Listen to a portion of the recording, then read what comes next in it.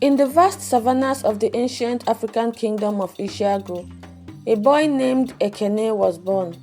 His birth, like many others of his kind, was unremarkable to the world, yet marked by tragedy. His mother, a slave, passed away during childbirth, and his father's identity remained unknown, lost in the shadows of the slave quarters. Orphaned as an infant, Ekene was handed over to a cruel master named Chibueze, a wealthy landowner who saw him as nothing more than property. From the moment he could walk, Ekene was put to work, herding cattle and doing menial tasks under the harsh sun. If this is your first time on the channel, join our growing community by hitting the subscribe button so that we can keep bringing interesting videos for you. Also, share your favorite part of today's story in the comment section. Despite the endless toil and the constant cruelty, Ekene's eyes held an uncommon spark. He listened intently to the conversations of the guards, the warriors who passed through the village, and the nobles who sometimes visited. He began to understand the dynamics of power in Ishiagu, observing how kings ruled, warriors fought, and slaves like him were discarded. At night, while the other slaves rested, Ekene would sit by the fireside, thinking of a future far different from the one he was shackled to. His body bore the marks of his servitude, but his mind remained unchained, dreaming of freedom. Life as a slave was brutal and unforgiving. From dawn to dusk, Ekene labored under Chibueze's ever-watchful eye, tending to cattle, fetching water, and performing back-breaking work in the fields. The sun burned relentlessly, but it was the lash of Chibueze's whip that stung the most. For any mistake, no matter how small, Ekene was punished without mercy. The other slaves whispered about escape, but Ekene knew better. There was no running from the iron grip of their master. Yet, in his suffering, Ekene's resolve only grew stronger. He began to see beyond his immediate circumstances. The warriors who passed through the village spoke of battles, victories, and glory, and Ekene listened carefully. He observed how they carried themselves, the way they spoke with authority, and how even Chibueze treated them with respect. Ekene admired their strength, but more than anything, he admired their freedom. He dreamed of the day when he would be free, but unlike the others, he did not plan to flee. Ekene knew his escape would not come in the form of running away. His destiny, he believed, was tied to something much greater. At the age of 15, Ekene's life changed forever. It was dawn and the village was peaceful when the first sounds of chaos erupted in the distance. The neighboring kingdom of Awo had launched a surprise raid. Their warriors descended upon Chibueze's village, burning homes and slaughtering anyone who resisted. Fear spread quickly among the villagers and slaves, but Ekene's fear turned into something else: determination. As the raiders closed in, Ekene made a fateful decision. Instead of hiding or fleeing like the other slaves, he grabbed a discarded spear and ran toward the chaos. His actions were instinctive, fueled by years of pent-up rage and a deep-seated desire for freedom. In the heat of battle, he displayed a level of bravery that caught even the enemy off guard. Ekene fought ferociously, saving several villagers and slowing the raid. By the time the kingdom's warriors arrived, he had already made a name for himself. Among those warriors was Igwe, the chief of Ishiagu's elite forces, who witnessed Ekene's valor firsthand. When the raid was over, the village was in ruins, but Ekene had survived. Chibueze, seeing the destruction, was quick to blame Ekene for acting without orders, but his protests were silenced by the presence of Igwe. The warrior chief, impressed by Ekene's courage and skill, stepped forward and declared that the boy would no longer serve as a slave. "This one has earned his freedom with his bravery," Igwe proclaimed. Chibueze, fearing Igwe's wrath, had no choice but to comply. For the first time in his life, Ekene was free. The weight of his chains had lifted, but the weight of his new path had only just begun. Igwe, recognizing Ekene's potential, offered him a place among his warriors. The road ahead would not be easy. Ekene was still a boy with much to learn. But for the first time, the future held promise. With Igwe's guidance, Ekene would leave behind the life of a herdsman and step into the world of warriors, where honor, strength, and strategy reigned supreme. Ekene's new life was nothing like the one he had known. As part of Igwe's warrior ranks, his days were now filled with grueling training sessions that tested both his strength and his mind. Igwe was not just a fierce warrior, he was a master tactician, and he taught Ekene to think beyond the battlefield. "A true warrior wins the war before the first blow is struck," Igwe often said. Under his mentorship, Ekene began to learn the art of strategy, how to read an enemy's movements, how to predict their plans, and how to turn the tide of battle with a single well-placed decision. But it wasn't just strategy that Ekene learned.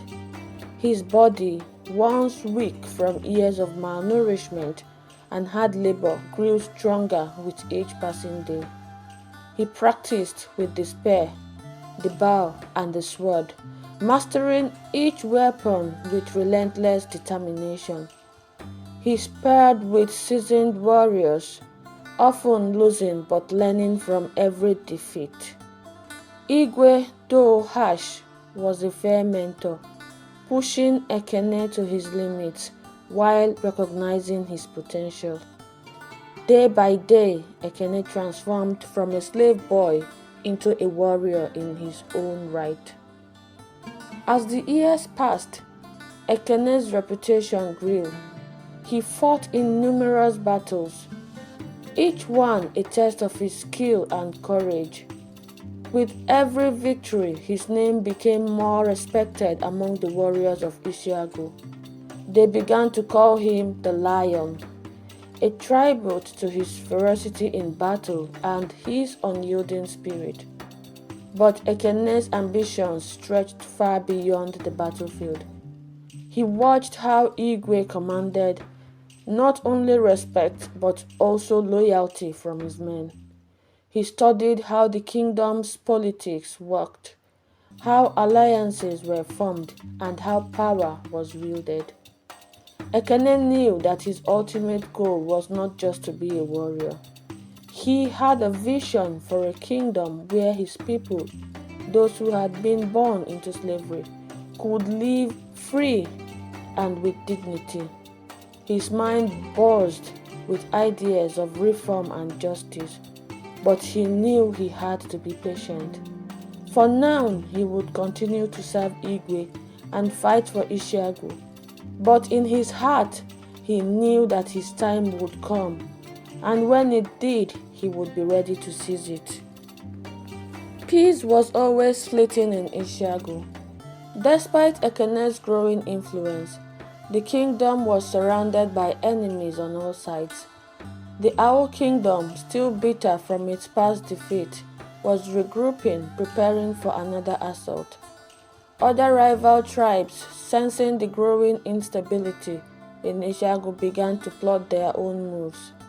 Ekene, now a seasoned warrior, was called to the front lines more than ever, leading raids and defending the kingdom from all who sought to tear it apart.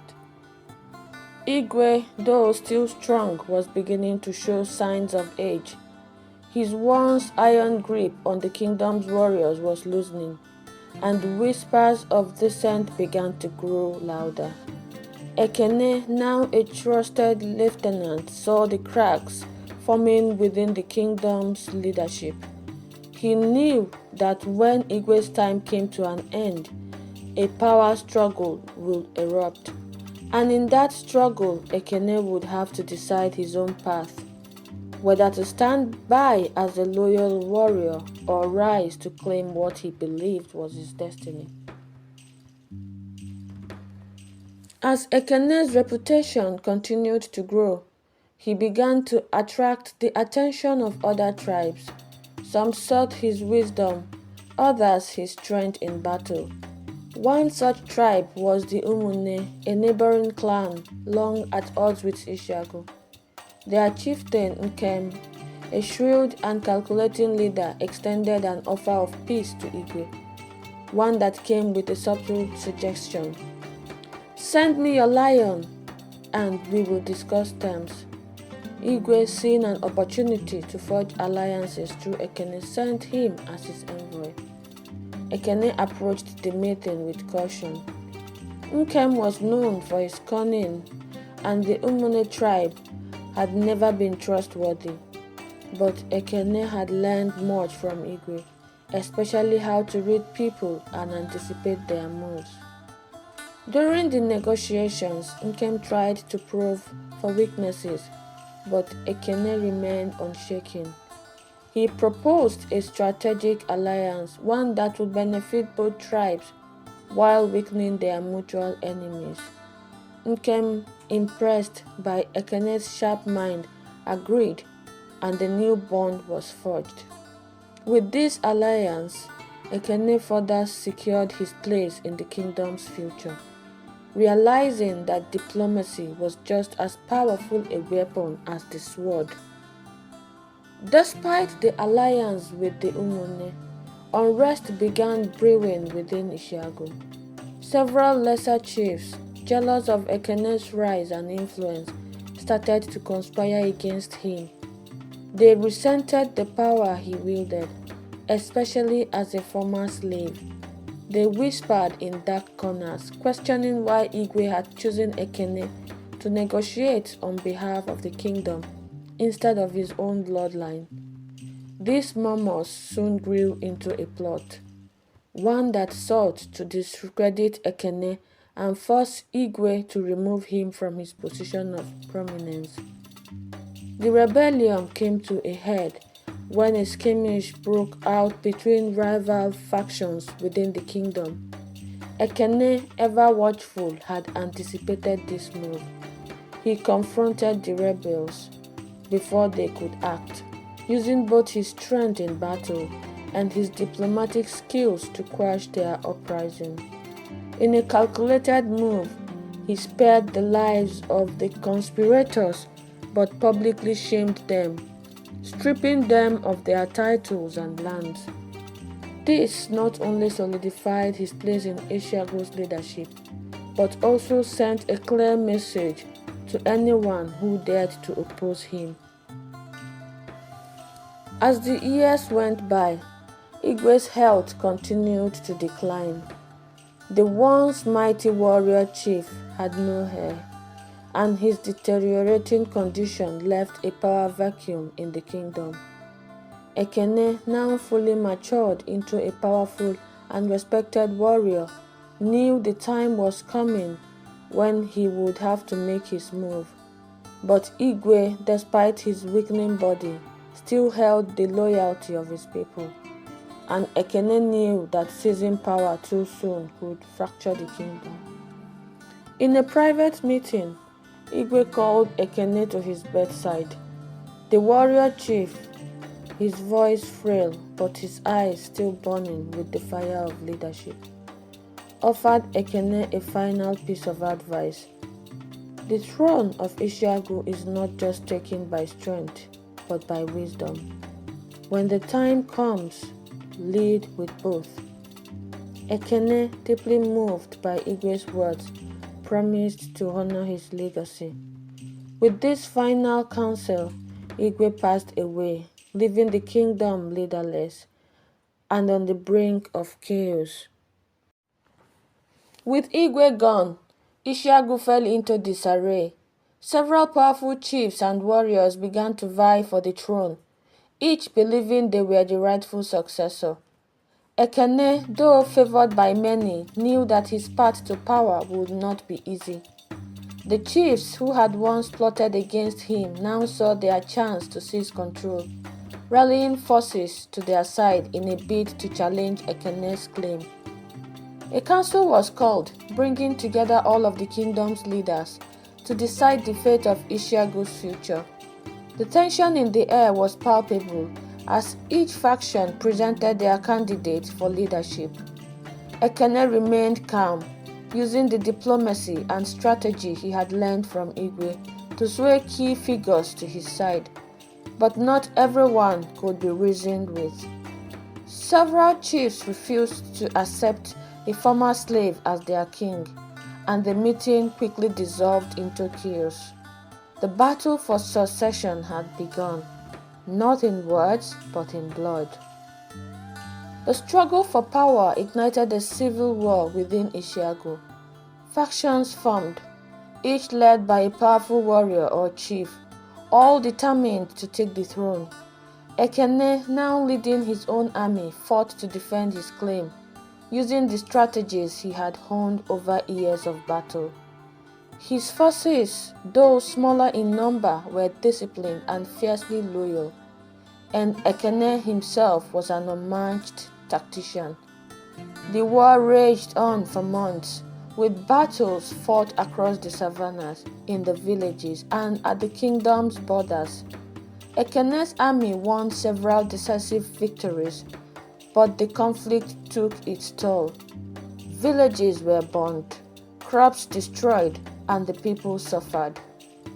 Despite the violence, Ekene remained focused on his ultimate goal. He knew that to truly claim the throne, he would have to defeat his enemies, not just on the battlefield, but also in the minds of the people. As the civil war dragged on, Ekene realized that brute force alone would not win the kingdom. He needed to outmaneuver his rivals with cunning, just as Igwe had taught him. In a bold move, Ekene sent envoys to the rival chiefs, offering terms of peace. Some saw this as a sign of weakness, but Ekene knew better. His terms were not an olive branch, they were a trap. Several chiefs, eager to end the war and secure their own power, agreed to meet with Ekene in secret. At the appointed time, Ekene ambushed them, capturing their leaders and forcing them to swear loyalty to him. Those who refused were executed, their forces scattered. The lion had struck, and his enemies were now divided. With his rivals weakened and their armies disbanded, Ekene stood on the verge of victory. With most of his rivals defeated, only one remained, Okoye, a powerful warlord who had been one of Igwe's closest allies. Okoye had refused to recognize Ekene's claim to the throne from the start, and now, with his forces, the last standing between Ekene and the crown, the two warriors prepared for a final confrontation. The battle was fought on the plains outside the capital of Ishiagu, a fitting stage for the end of the civil war. Ekene, leading his warriors into the fray, fought with the strength of a lion, his every move calculated and precise. Okoye, though older, was still a formidable opponent, and the battle raged on for hours. But in the end, Ekene's superior strategy and his men's loyalty won the day. Okoye fell, and with him, the last of the resistance to Ekene's rule. With the final defeat of his enemies, Ekene returned to the capital of Ishiagu, where he was greeted by the people as a hero. The civil war had left the kingdom scared, but the people were ready for peace, and they saw in Ekene a leader who could bring them that peace. In a grand ceremony, Ekene was crowned king of Ishiagu, the first ruler in the kingdom's history to rise from slavery to the throne. As the crown was placed on his head, Ekene felt the weight of responsibility settle upon him. He had fought for years to reach this moment, but now the real work began. He vowed to rule with justice, to protect the people, and to ensure that no one would ever suffer as he had. The era of the lion had begun, and under his leadership, Ishiagu would become a kingdom unlike any other. As king, Ekene wasted no time in implementing his vision for the kingdom. His first act was to abolish slavery throughout Ishiagu, a decision that shocked many of the nobles and landowners who had benefited from the practice for generations. But Ekene stood firm, declaring that the kingdom would no longer be built on the backs of the oppressed. He ordered the construction of schools and training grounds for both warriors and scholars, ensuring that all young men and women had the opportunity to learn, regardless of their birth. This new vision for Ishiagu was met with resistance from some of the old guard, but Ekene's charisma and the respect he had earned through the battle allowed him to push his reforms through. Slowly but surely, the kingdom began to change. Freed slaves found new roles as farmers, traders, and soldiers. The people, once divided by class and birth, began to unite under the banner of the lion. Under Ekene's rule, Ishiagu began to prosper in ways it never had before. The kingdom's borders expanded as Ekene forged new alliances with neighboring tribes, and the economy flourished as trade routes opened up with distant lands. Ekene's warriors, once known only for their brutality in battle, became renowned for their discipline and honor. Ishiagu became a beacon of strength and justice in the region, feared by its enemies and respected by its allies. But with prosperity came new challenges. As Ishiagu's power grew, so did the ambitions of those within the kingdom. New rivals began to emerge, both from within the court and from outside its borders. Ekene knew that peace would never last forever, and he prepared himself for the battles that lay ahead, both on the battlefield and in the political arena. Even as the kingdom thrived, there were those within the royal court who plotted against Ekene. Some of the old nobles, still bitter about the loss of their slaves and lands, conspired in secret, hoping to undermine Ekene's rule. They whispered among themselves, seeking ways to weaken the king's power without drawing too much attention.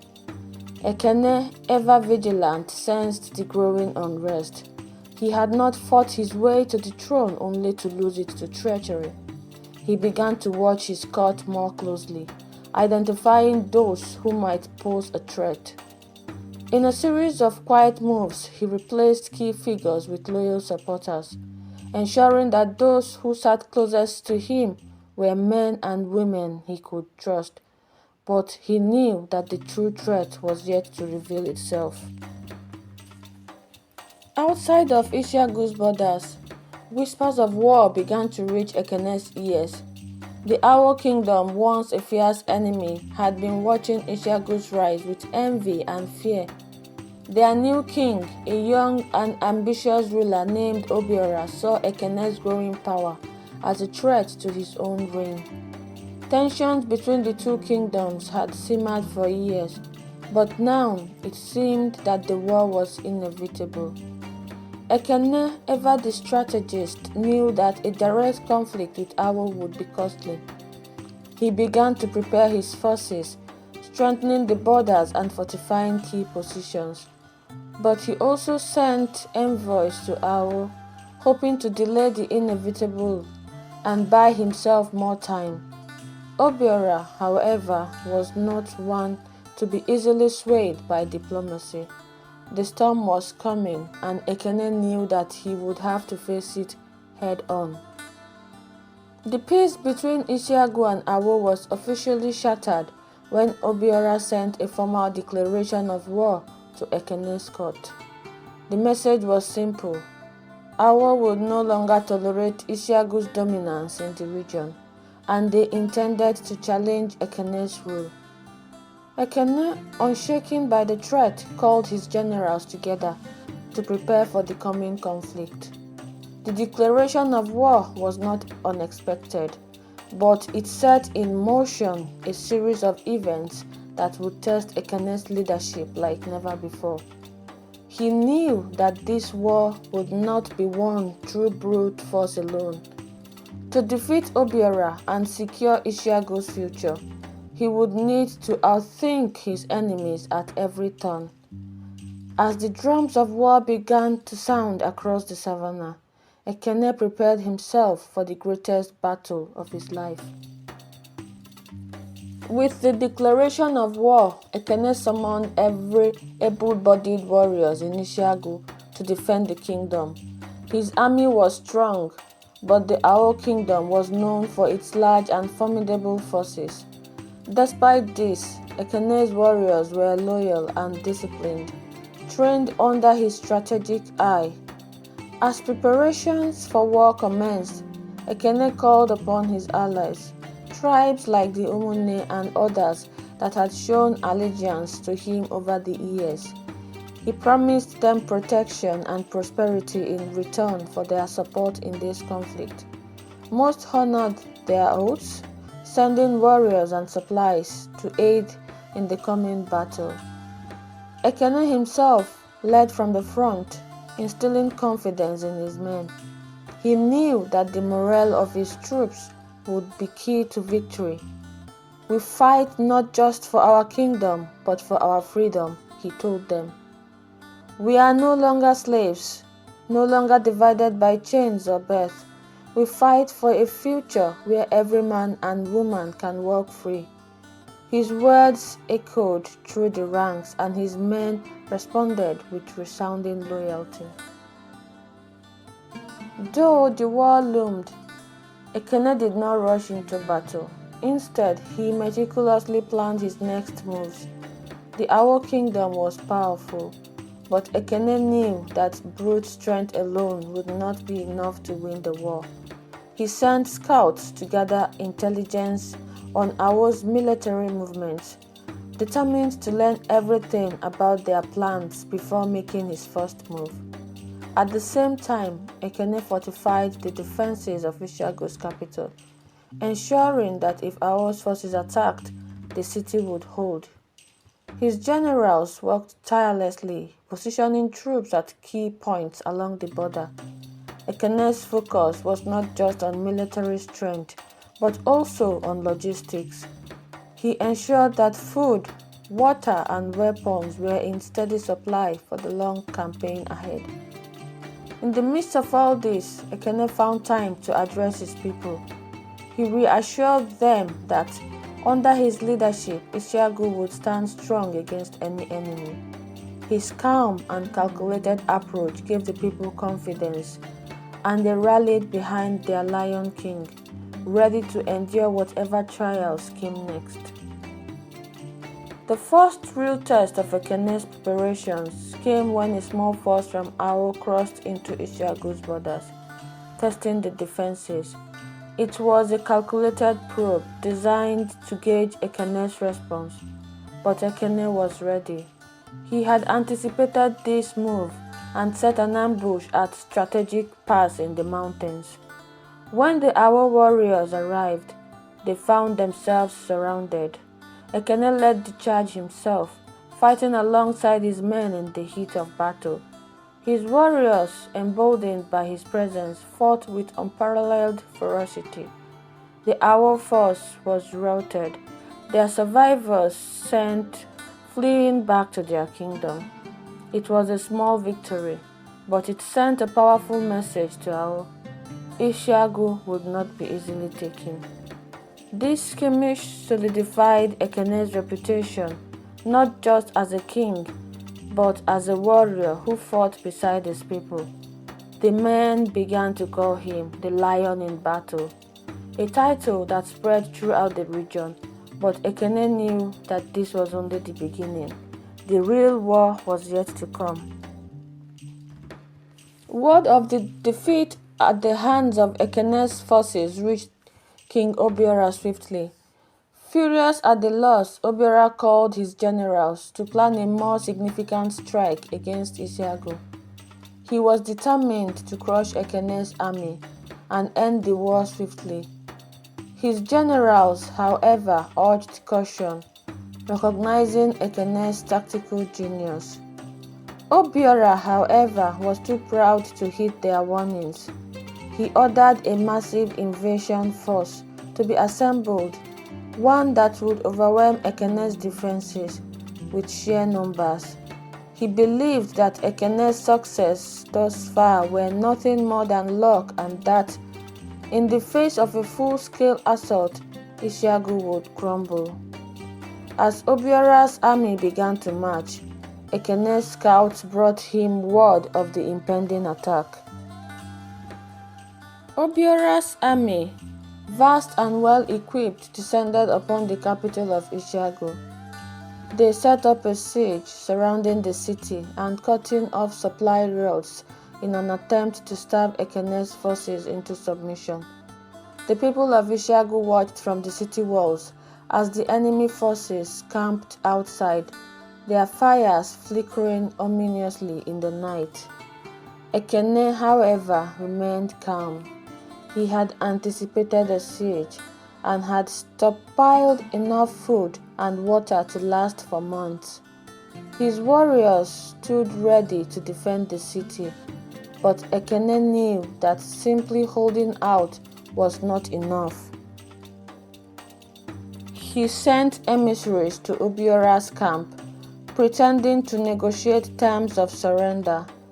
It was a ruse designed to stall the enemy while Ekene prepared his counterattack.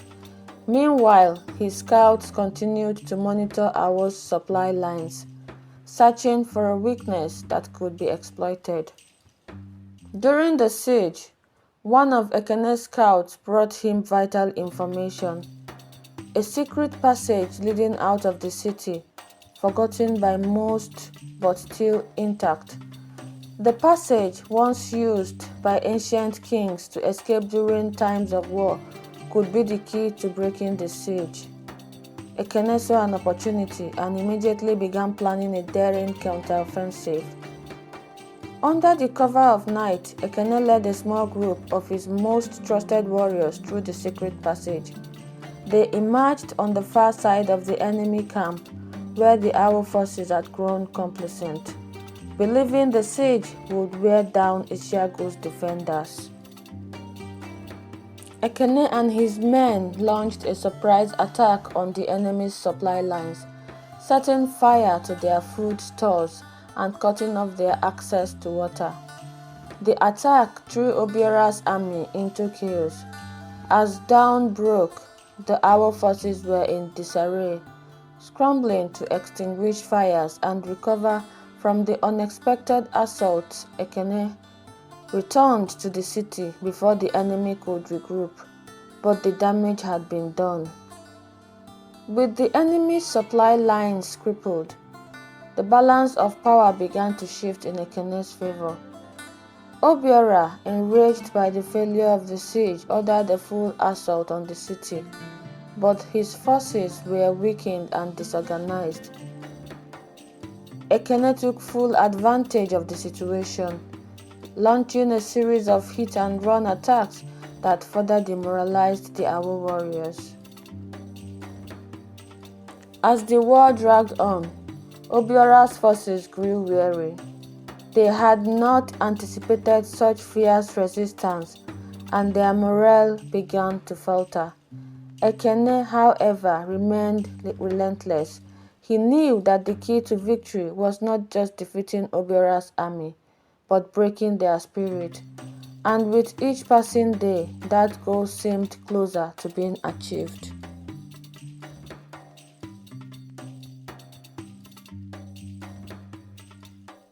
If you enjoyed this story, don't forget to like, subscribe.